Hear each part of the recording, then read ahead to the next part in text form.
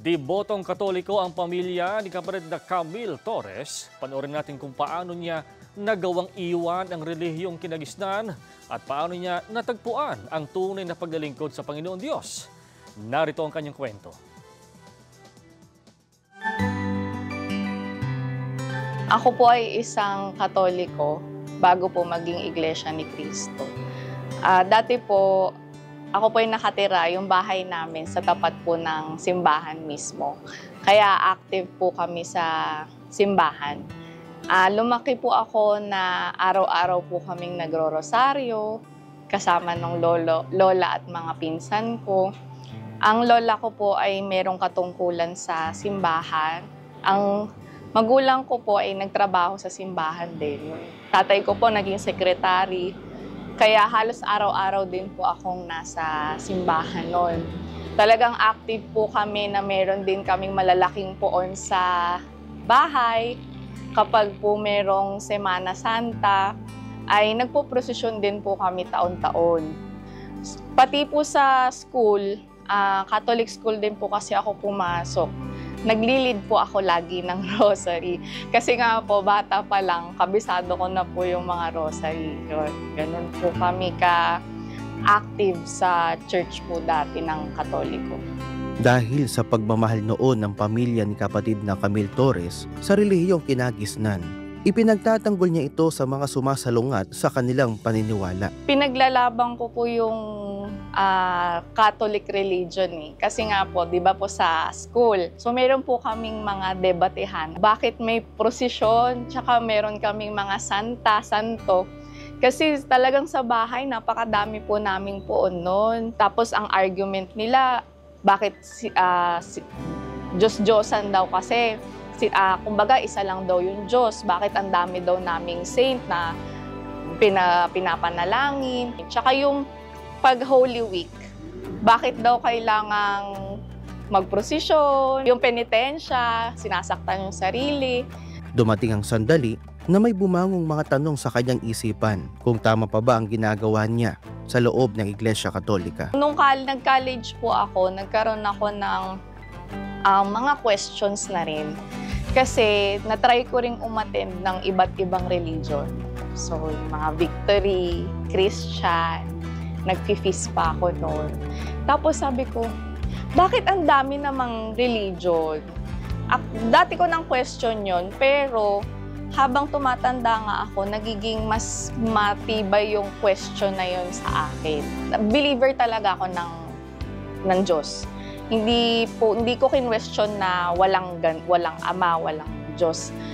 Talagang hinanap ko lang kung saan ako mapapanatag, kung saan ko mas naiintindihan yung aral. Hanggang sa bawat pag-attend ko sa mga yon, nung pagpasok ko sa iglesia, doon ko merong naramdaman na yung nako-curious ka, bakit sila umiiyak, bakit tahimik manalangin, yung disiplina nila sa pagsamba. Doon ako nagsimulang magtanong sa mga kaibigan ko.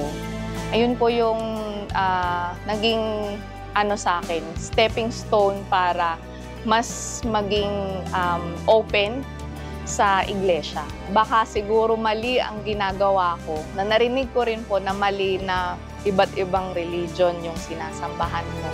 Umatake ulit yung anxiety disorder ko.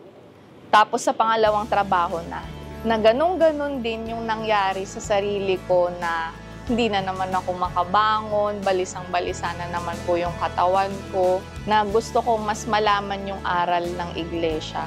Hanggang sa doon ko na rin in-stop yung pag-attend sa iba't ibang religion. Sa pagpapasya ni kapatid na Camille na umanib sa Iglesia ni Cristo, katulad ng iba, hindi siya nakaiwas na hadlangan ng mahal niya sa buhay. Ang umuusig po talaga sa akin yung lola ko. Kasi sabi niya, ano ba yan? Ba't ka mag-iiglesia? Katoliko tayo. Mas matagal yung relihiyong Katoliko. Bago lang naman yung iglesia. Yung mga ganun pong pag-uusig. Pero hindi po ako nagpapigil. Sa pakikinig ni kapatid na Camille sa mga aral ng Panginoong Diyos, sinisiguro niya na nakasulat sa Biblia ang lahat ng itinuturo sa kanya. ang ginagawa ko talaga, nililista ko lahat ng verse, bawat doktrina. Tapos, ang ginagawa ko po, pagkatapos ng doktrina, isa-search ko siya sa Google or sa Bible. Meron naman po kaming Bible sa bahay. Mas naging malinaw po sa akin na tama naman pala yung ginagawa sa iglesia. Ibinahagi rin ni kapatid na Camille ang naramdaman niya nang matanggap na niya ang banal na bautismo sa Iglesia ni Cristo.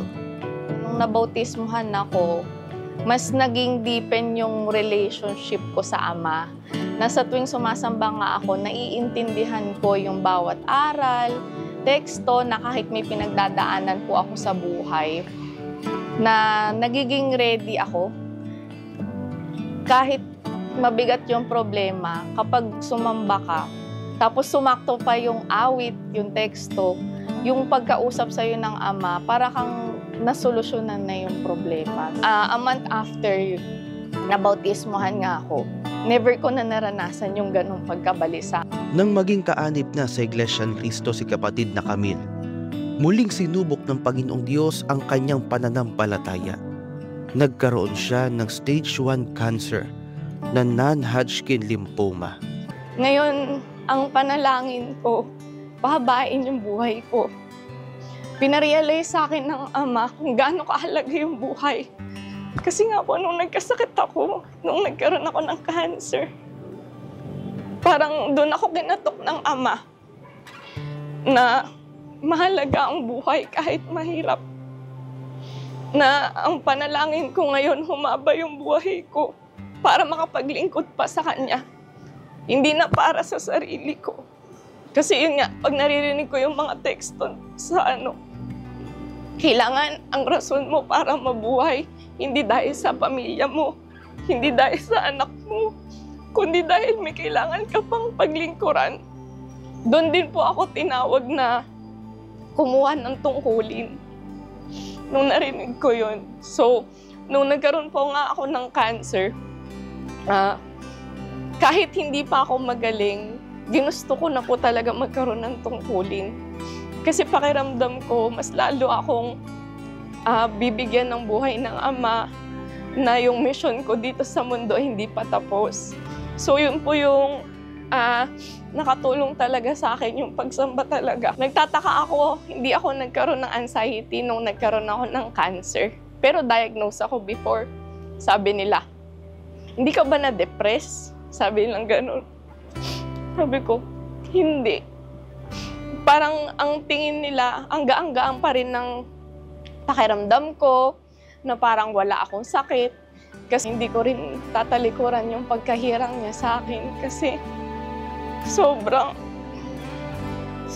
blessed ko ngayon na kahit anong pagdaanan ko, nagiging magaan siya para sa akin.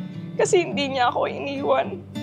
Ang pangako ko, hindi ko rin siya iiwan. Gaya ng hindi niya pag-iwan sa akin. Sa lahat po ng mga nanonood ngayon, lalong-lalo na po sa aking pamilya, sa mga kaibigan, kakilala, sa mga hindi pa po kapanampalataya at hindi po Iglesia ni Cristo, wala naman pong mawawala sa pakikinig. Gaya ko po, hindi ako agad sumama o umanib sa Iglesia ni Cristo. Pero yung pagiging open ko at ang paghahanap ko sa Ama, ito po ay nakatulong ng malaki sa akin, lalong-lalo na po sa aking buhay ngayon. Mula po rito, sa San Rafael, Bulacan, ako po si kapatid na Jericho Bire para sa Iglesia ni Cristo News Network.